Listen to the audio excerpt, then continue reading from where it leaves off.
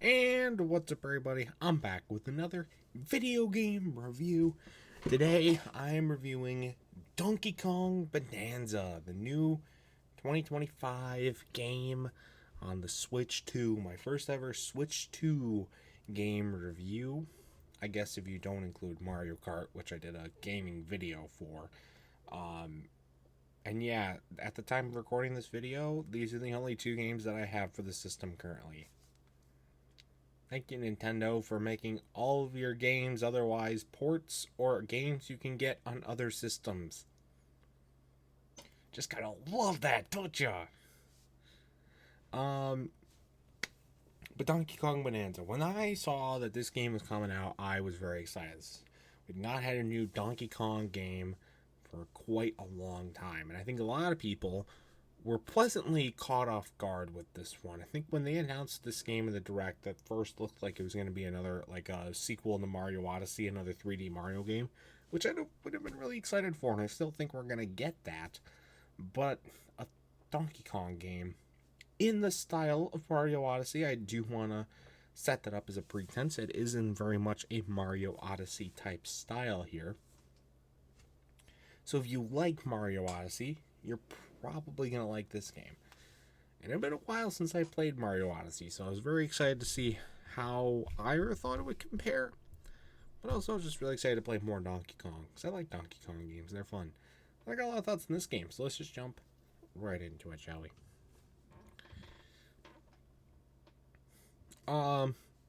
As I say in most of my game reviews, I talk about how the game looks, first of all. This game looks really good. As you would expect, it's a Nintendo first-party game that they obviously put a lot of effort into. It looks really good.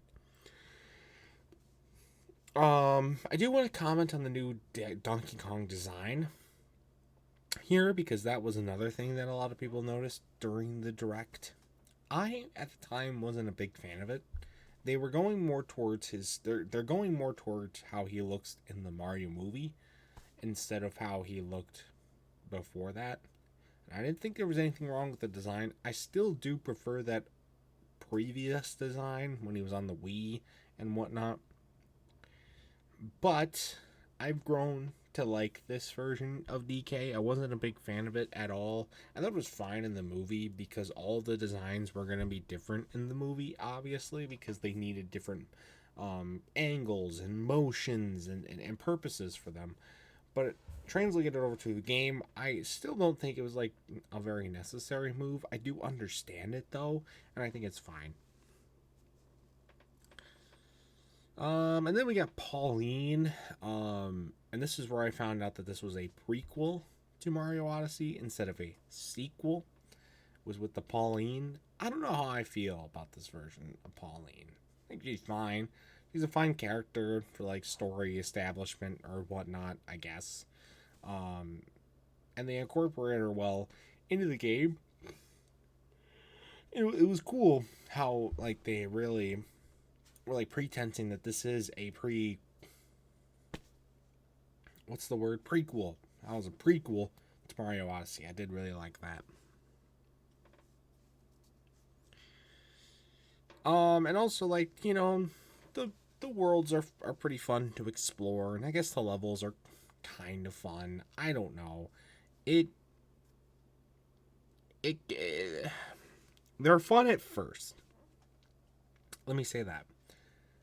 There's a lot and there's a lot of things that piss me off about this game, because with how games like this for Nintendo over the years have gone all the way back to like new Mario games, but also other, styles, other characters in the same style, like Luigi or Donkey Kong or Peach or or all these other characters. There's a certain expectation that it's going to be good all the way throughout. I didn't get that with this game. It was obvious that Nintendo cheaped out on some stuff and did some Control C and Control V and then did a little bit of editing to make it different. Most of the level structure in this game is as follows. You go into an area, you meet the elder, you talk to the elder tells you to go find the disc pieces, you go find the disc pieces, you bring them back, there's a little sing, song, and dance, Donkey Kong learns a new power, and you leave. That's majority of this game. Oh, and then sometimes you fight something. But you know what? The enemy variety in this game is criminally bad. Dare I say there's no enemy variety in this game. You are fighting the same 3 fucking enemies all game long, and there's only like 2 different bosses at all. You fight the potions girl like 4 times. You fight the drill guy like 8 times. You fight the same fucking knockoff thwomps like 100 times. And then there's just guys coming out of the ground that are always the same, or you eventually get like turrets that you have to try and like work around, and all this other random stuff. And the majority of the fights are just the same, and it's so annoying. Like, I would have liked them to at least you could keep the same structure, but then like creating new bosses for Donkey Kong to fight, right? But make them look different, make them do different things. Like, it was literally the same, majority-wise at least, the same strategy to beat most of these bosses. And these common enemies as well, they were the same thing. Eventually, I just ignored them. I started ignoring enemies. And with the bosses, like, you're through it all in, like, 5 fucking minutes, for the most part. That is until the end of the game, when they decide to turn the difficulty up from like a 1.5 up to a 22. Like, the first few boss fights, they're so fucking easy. And then you get to like, you get the last couple, and it's just like, what the fuck is going on?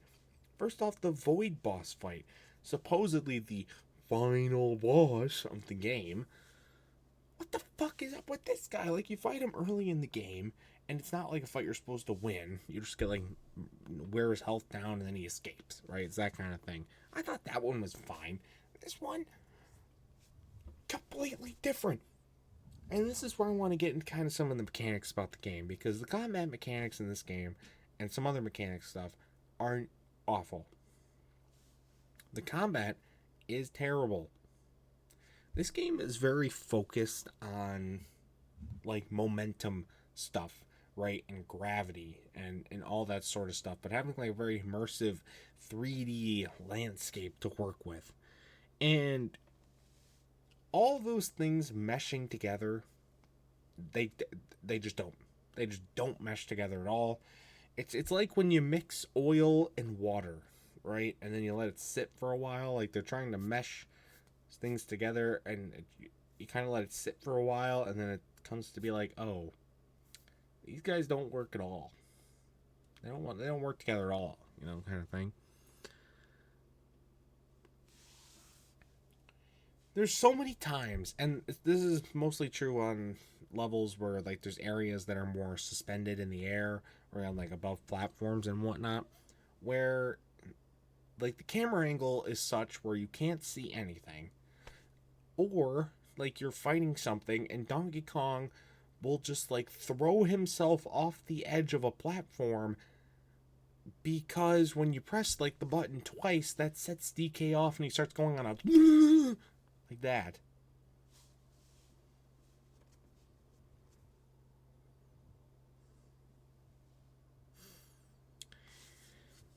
And it's so annoying, and it really comes to a head during the Void boss fight, because the majority of that boss fight is in like you're crossing over paths in the air, and you have to do this thing where like throw something and it builds crystals so you can cross, and then you got to throw more stuff and you keep going, because the whole point of Void is you hit him, then he runs away to the other side of the map, then you hit him and then goes back to the other way, and so this is all that.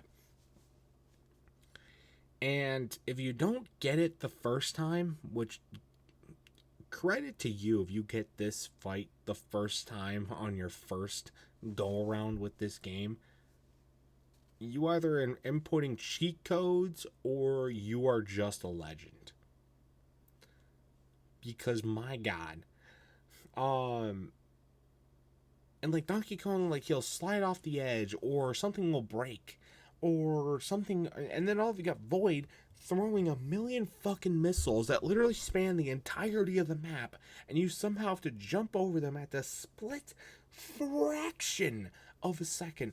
Otherwise, Donkey Kong just gets knocked up in the air, starts bouncing around like he's a fucking beach ball, and then falls off the map. And you have no way to recover yourself.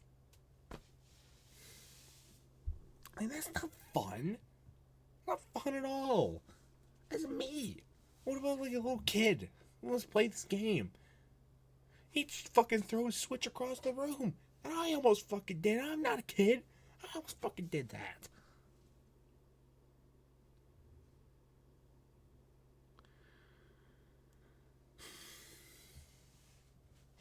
And that is why the Void Fight is on the hardest video game levels list. Yup. That's right, baby. It's on there. And so is the actual final fight of the game. Well, the actual final fight's an honorable mention, and the Void Fight's on the actual list right now. And this other one might make it there at some point, but King K. Rool. Yeah, King K. Rool's in this game. Can't say I should be surprised, but I was. There were actually a good amount of callbacks to old Donkey Kong games, old characters, old game styles, old levels even. Like you play an old arcade machine version of Donkey Kong, like you play an old level like that, which I think is awesome, by the way. And you play one from Donkey Kong Country as well. And I think there were some others sprinkled in there. I just didn't either recognize them or it didn't take long enough to look at them. I mean, you have like the balloons and stuff. Those are across multiple eras of Donkey Kong games. But I thought there was really cool callbacks, and it comes to a head with King K. Rool as the real final boss of the game. And I think it was a really, really cool way to end the game off. But my god, you fight him twice, and they are so drawn out. Like, no death run. Those final two fights take up about maybe a sixth or a seventh of the entire game, which is way too long because you just have to run and run from one place to another.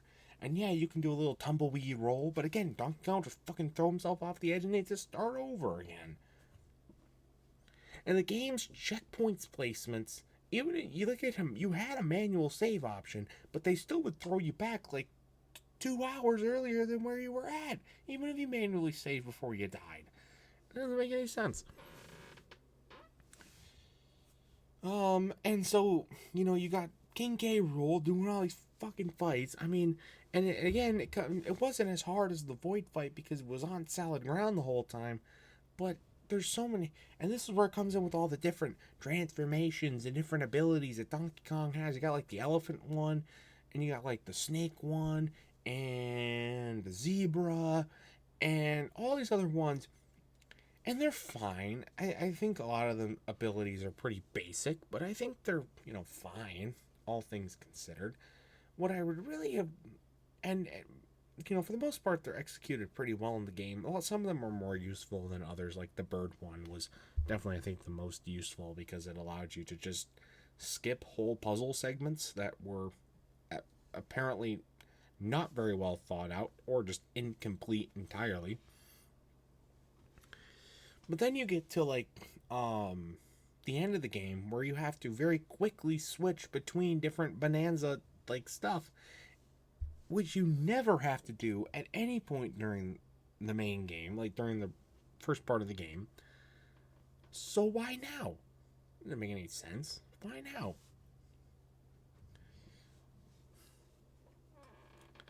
And that fight, mostly, there's just a lot going on, and you take harder punches.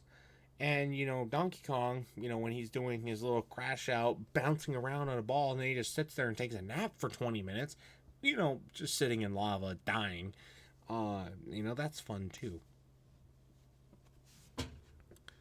But then this game with the Bananza transformation ability stuff and all that, you get a lot of music. There's a lot of music in this game, and that's like a big part of like where Pauline comes in, because she is very insecure about her singing, and so she sings and gets up her confidence about singing. I thought it was really funny, like how they did actual voice lines instead of just speaking gibberish or Japanese. They did like actual English voice lines for the North American version of this game, which is something they've never really done before for anything. Um, but I thought it was really funny how when like Pauline, she like speaking in English for the, and then as soon as she starts singing, it's just the Japanese version, because they didn't do the songs in different languages. They just did the regular voice lines, which I thought that I just thought that was funny. The music overall, though, I want to say is pretty good. It's pretty good. I have a couple of those songs in my playlist for sure. Why would I not? It's pretty good. What can I say?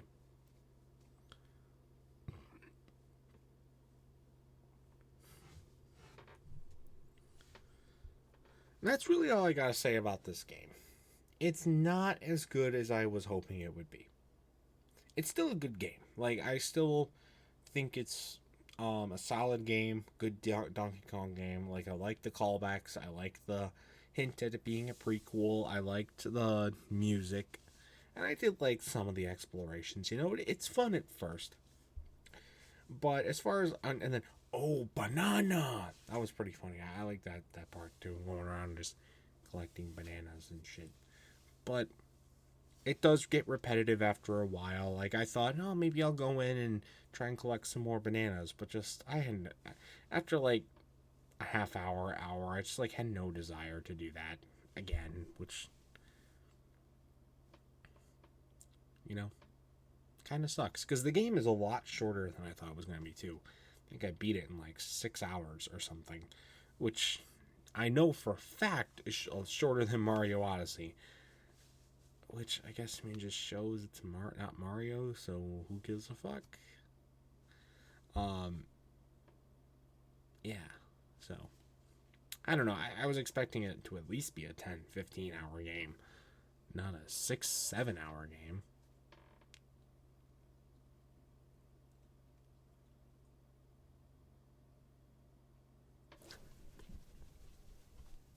Anyway, with that being said, like I said, it's still a good game. My final score, though, probably a 7. I was expecting this to be an 8 or maybe even a 9, but it's only getting a 7. If you're a Donkey Kong fan, if you're a Mario Odyssey fan, I would 100% recommend getting this game. But do know that Mario Kart and Donkey Kong are the only games that I have for the Switch 2. And I don't have any other plans to buy any other existing games coming out for the system. You know why? Because they're all ports. Or, again, like I said, they're games I can buy on Steam or I can buy on PlayStation. Like, come on, Nintendo. Where's, like, the good shit? But, people are buying the ports, so they're not going to ever stop making them. Because, people love to talk that they're going to fucking boycott Nintendo, and then they just fucking bow down to whatever the fuck they want to do. Which might be ironic, because I do own the system, but I'm not buying the ports. Okay, I do have limits. But anyways, guys, that's going to do it for this video. If you play Donkey Kong Bonanza, I'd love to know your thoughts about it in the comment section down below. That's going to do it for this video as well. Stay tuned for much more amazing content, including more video game reviews and other awesome stuff. And until next time, see you guys later. Goodbye.